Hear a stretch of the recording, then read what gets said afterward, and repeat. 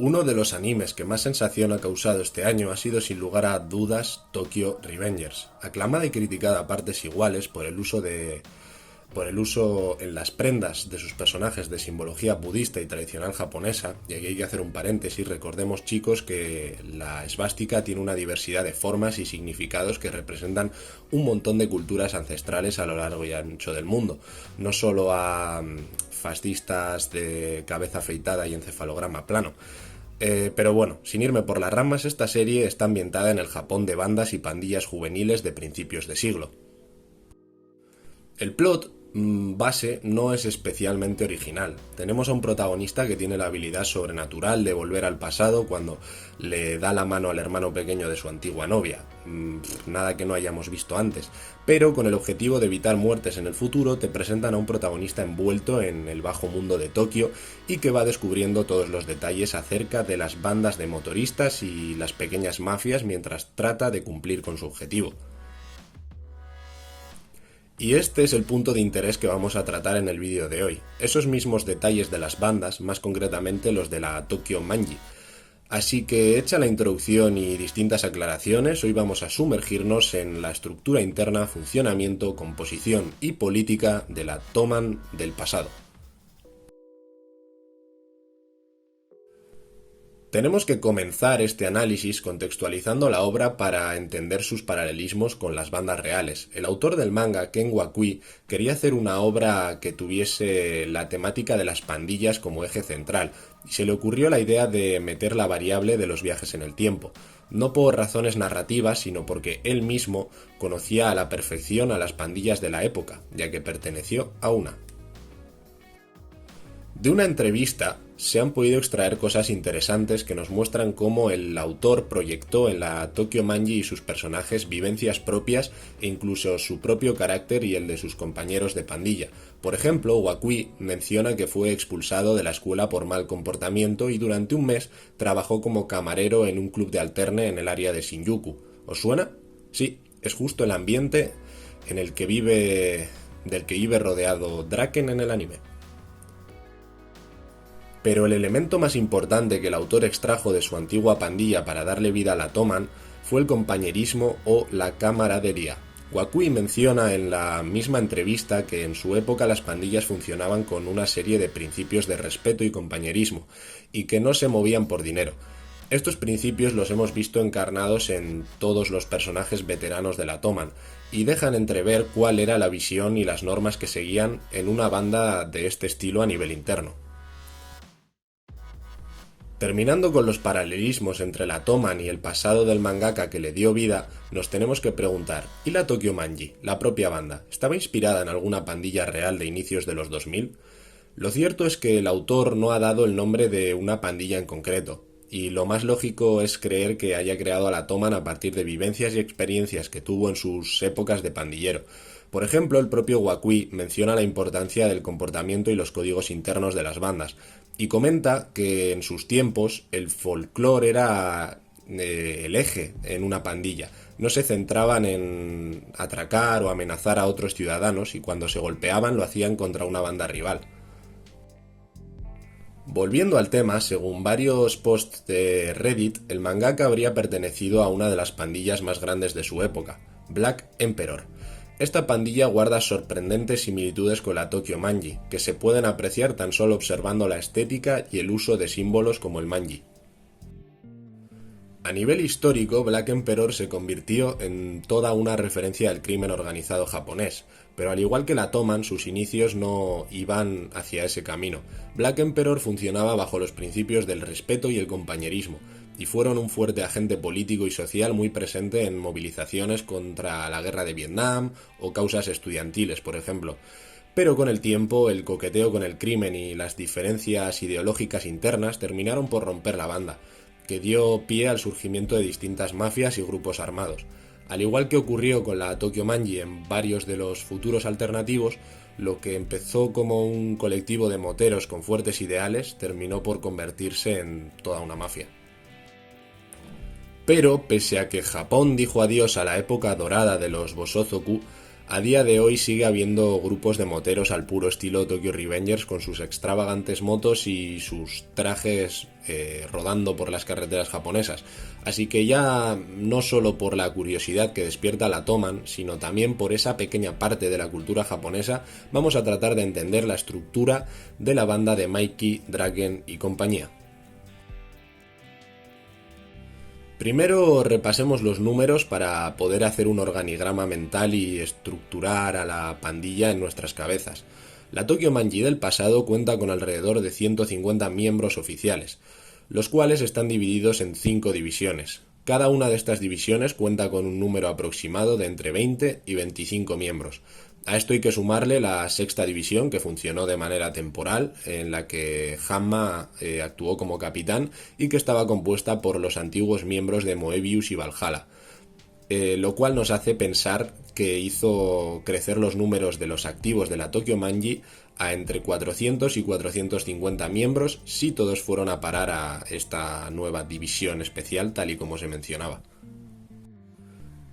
Pero, como estamos analizando a la Toman originaria, la que guarda más parecido con las pandillas clásicas de los barrios de Tokio, continuaremos el análisis obviando las incorporaciones y reestructuraciones posteriores. Tomando como referencia a la Toman original, tenemos 5 divisiones, en las que se pueden distinguir entre 3 rangos: capitán, vicecapitán y los miembros corrientes. Los miembros de cada división le deben lealtad a sus 2 inmediatos superiores y deben acatar las normas y órdenes de los mismos. El vicecapitán es un brazo derecho del capitán de división y le ayuda a este con el control, el asesoramiento y la impartición de órdenes al capitán.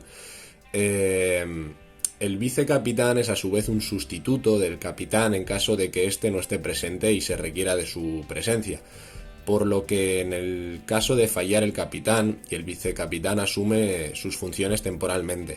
Como vimos en el caso de Chifuyu, aún así el vicecapitán no puede contradecir las órdenes de su inmediato superior, pero como también se nos fue revelando durante las emisiones del anime, al vicecapitán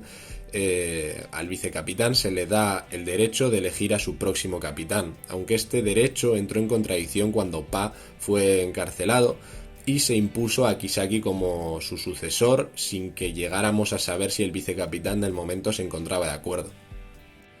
Antes de entrar a comentar los 2 rangos inmediatamente superiores, vamos a analizar el funcionamiento de las divisiones, ya que aunque entre ellas tengan una jerarquía homóloga, veremos que tienen diferentes funciones e incluso derechos sobre los demás. Las funciones que tiene cada una de las divisiones son fruto de la expansión de las funciones individuales que tomó cada uno de los miembros fundadores de la Toman.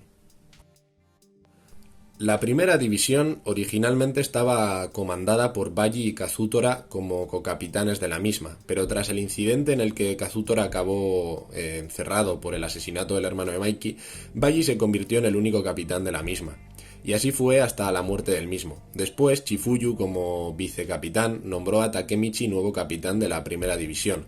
Esta división tenía originalmente el papel de funcionar como unidad de ataque, por lo que debía de estar compuesta por buenos peleadores que acudiesen a pelear los primeros siempre que se les necesitase y serían los primeros en entrar en combate con otras pandillas o personas. Aún así, con el tiempo hemos visto que esta división ha ido perdiendo este rol y apenas puede diferenciarse de las demás en casos como la pelea contra Valhalla. La segunda división está dirigida por Michuya, otro miembro fundador de la Toman, y originalmente cumplían la función de ser una unidad de escolta, por lo que se especializaba en proteger al líder o quien hiciera falta en cada momento. Comparándola con la primera división tenía un papel completamente opuesto, ya que mientras la primera se especializaba en atacar, la función de la segunda era precisamente la defensa. Al igual que pasó con la primera división y con gran parte de ellas, a medida de que fue ganando miembros, perdió esta función. La tercera división, dirigida originalmente por Pa Chin, parecía especializarse en la fuerza bruta, ya que vemos como tenía miembros altos y corpulentos, pero lejos de portar la bandera de la pandilla no tenían una función concreta, y si la tuvieron, al ser encarcelado Pa y asumir Kisaki la capitanía, se normalizó. La cuarta división tuvo que ser creada de manera posterior, probablemente respondiendo a una necesidad de reestructuración por el creciente número de miembros. Esta teoría es bastante probable, ya que pudimos ver cómo se creó una nueva división cuando la Toman absorbió a Valhalla. Además, esta está dirigida por Smiley, sí, el chico raro que sonríe todo el tiempo. Y este, al no ser un miembro fundador, tuvo que hacerse con este puesto de manera posterior, así que es comprensible que su unidad fuese creada para mantener la división de los miembros en unidades no demasiado grandes. De aquí también podemos sacar que el interés de la Toman no es poseer un gran ejército a diferencia de Valhalla, sino funcionar en pequeñas unidades que les permitan actuar con mayor rapidez. Por último, nos queda hablar de la quinta división, que en cuanto a deberes es probablemente la más especial de todas y la que más me ha llamado la atención. Es dirigida por Yasuhiro Muto y tiene el derecho especial de pelear contra gente de la propia Toman en caso de ser necesario. Es decir, funciona como una especie de policía interna de la pandilla, que tiene permiso de castigar a miembros siempre que pongan en peligro a la pandilla o se salten las normas y no necesitan ningún tipo de permiso de Mikey. Por lo que esta división es la única que, al margen de tener una función concreta, la puede desempeñar libremente y sin depender de la comandancia de la Toman. Por último, nos queda describir las dos posiciones inmediatamente superiores en la pirámide de poder. En la vicecomandancia de la Tokyo Manji se encuentra Draken. No se nombran funciones concretas de este personaje, pero las hemos podido ir viendo a lo largo del anime y me atrevería a decir que es la pieza más importante dentro de la propia banda. Draken actúa como enlace entre toda la pandilla y Mikey. Es el vínculo con los capitanes de división, el que explica las novedades y medidas que se toman, el que da la cara, el que organiza las reuniones y prácticamente el que toma todas las decisiones de la pandilla a nivel interno. Pero este papel fundamental ya hemos podido ver en varias ocasiones que es un obstáculo a batir para controlar la pandilla, y cuando han querido controlar la Toman ha sido indispensable quitarse a Draken de en medio. Aún así, le hemos visto entrar en conflicto con Mikey en alguna ocasión y terminar acatando las órdenes de este.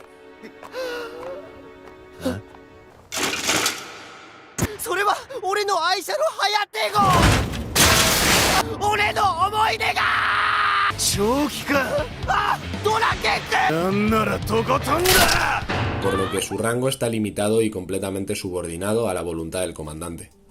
¿Y qué decir de Mikey? Es el líder supremo, algo así como el Kim Jong-un de la Tokyo Manji, y pese a que en la práctica escucha a sus subordinados y se deja llevar mucho por la opinión de Draken, tiene el control de toda la banda y sus órdenes deben cumplirse sin oponer resistencia. Habiendo observado todo esto, podemos concluir en que la Tokyo Manji tiene un sistema mayormente autoritario y fuertemente jerarquizado. El liderazgo se construye alrededor de la figura de Mikey, que puede poner en práctica su liderazgo gracias a dos características muy importantes de este modelo de gobierno: el carisma y la fuerza. Mikey es el más fuerte de la pandilla, sin lugar a dudas, y se vale de esa característica para infundir temor y respeto a partes iguales. Por otra parte, su carisma es muy importante para mantener a los miembros de la banda fieles a la organización estructurada en torno a su figura y por ende a la Toman.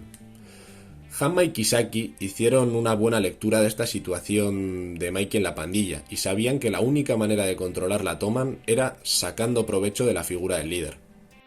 Continuando, hay que dejar claro que la fuerza no es el rasgo distintivo en la jerarquización de la pandilla, ya que tenemos casos como el de Takemichi, el cual llega a capitán por haberse ganado el respeto de Chifuyu y no por ser útil en combate. En este tipo de elecciones también podemos ver que no hay una política interna clara, y a veces las decisiones son completamente autoritarias y tomadas por Mikey, mientras que en otras situaciones se les deja a miembros tomar decisiones puntuales. Por todo ello, podemos concluir con que la Tokyo Manji en Tokyo Revengers es una pandilla construida en torno a Mikey, como líder y figura indispensable de la organización. Su liderazgo es reforzado por Draken, y ambos, pese a que concentran todo el poder de la pandilla, dividen este mismo valiéndose del sistema de capitanes y divisiones, haciendo más eficiente la dirección de la banda. Este sistema es eficiente cuando el líder goza de un estatus de respeto entre los miembros y no es necesario el uso de la fuerza como instrumento de mando, pero como vimos en futuros alternativos, desencadena problemas y disputas internas cuando el líder, carente de carisma, pierde la legitimidad de su poder y entonces es mediante la fuerza como se administra el mando a través de la jerarquía. Y esto nos deja una lectura muy clara que el propio Wakui comentaba en una entrevista hablando de su experiencia como pandillero, y es que son el respeto y el sentimiento de compañerismo los que cosen los hilos de la pandilla hasta conformar su estructura, y al romperse los mismos se pervierte toda la organización.